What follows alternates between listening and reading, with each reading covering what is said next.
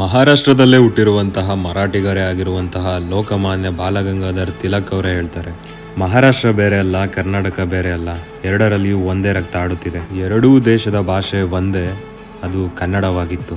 ಭಾಷೆಯ ವಿಷಯದಲ್ಲಿ ಮಹಾರಾಷ್ಟ್ರವು ಕುಲಗೆಟ್ಟು ಮರಾಠಿಯಾಗಿರುತ್ತದೆ ಅಂತ.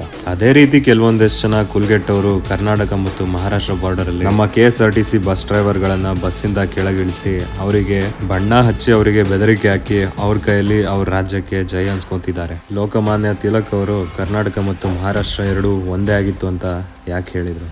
ಯಾಕಂದ್ರೆ ಮರಾಠರು ಮಹಾರಾಷ್ಟ್ರವನ್ನು ಆಳೋದಕ್ಕೂ ಮುಂಚೆ ಅಂದ್ರೆ 6ನೇ ಶತಮಾನದಲ್ಲೇ ನಮ್ಮ ಬಾದಾಮಿಯ ಚಾಲುಕ್ಯರು ಮಹಾರಾಷ್ಟ್ರವನ್ನು ಆಳುತ್ತಿದ್ರು. ಹಿಂದಿ ಭಾಷೆಯನ್ನು ಬಿಟ್ಟರೆ ಇಡೀ ದೇಶದಲ್ಲೇ ಅತಿ ಹೆಚ್ಚು ಜ್ಞಾನಪೀಠ ಪ್ರಶಸ್ತಿಗಳು ಸಿಕ್ಕಿರೋದು ನಮ್ಮ ಕನ್ನಡಕ್ಕೆ. ನಿಮ್ಮೆಲ್ರಿಗೂ ಕೂಡ ಗೊತ್ತಿರಬೇಕು, ಒಂದು ಭಾಷೆ ಜ್ಞಾನಪೀಠ ಪ್ರಶಸ್ತಿ ಸಿಗಬೇಕು ಅಂದರೆ ಬೇರೆ ರಾಜ್ಯದ ಬಸ್ಗಳನ್ನು ನಿಲ್ಲಿಸಿ ಡ್ರೈವರ್ಗಳಿಗೆ ಕಂಡಕ್ಟರ್ಗಳಿಗೆ ಹೊಡೆದು ಬಡ್ದು ನಮ್ಮ ಭಾಷೆ ಮಾತಾಡು ಅಂದ ಮಾತ್ರಕ್ಕೆ ಜ್ಞಾನಪೀಠ ಪ್ರಶಸ್ತಿ ಸಿಗೋದಿಲ್ಲ.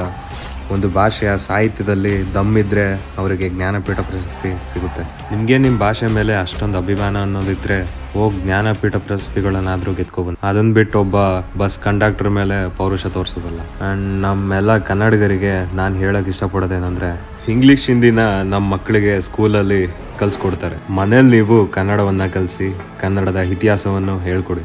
ಯಾವ ವ್ಯಕ್ತಿ ಒಬ್ಬ ದೇಶಭಕ್ತನಾಗಿ ಒಬ್ಬ ಕನ್ನಡಿಗನೂ ಕೂಡ ಆಗಿರುತ್ತಾನೋ ಅವನೊಬ್ಬ ಜೆಂಟಲ್ಮನ್ ಕೂಡ ಆಗಿರ್ತಾನೆ, ಮತ್ತೆ ಈ ಸಮಾಜಕ್ಕೆ ಒಬ್ಬ ಒಳ್ಳೆ ವ್ಯಕ್ತಿ ಕೂಡ ಆಗಿರ್ತಾನೆ.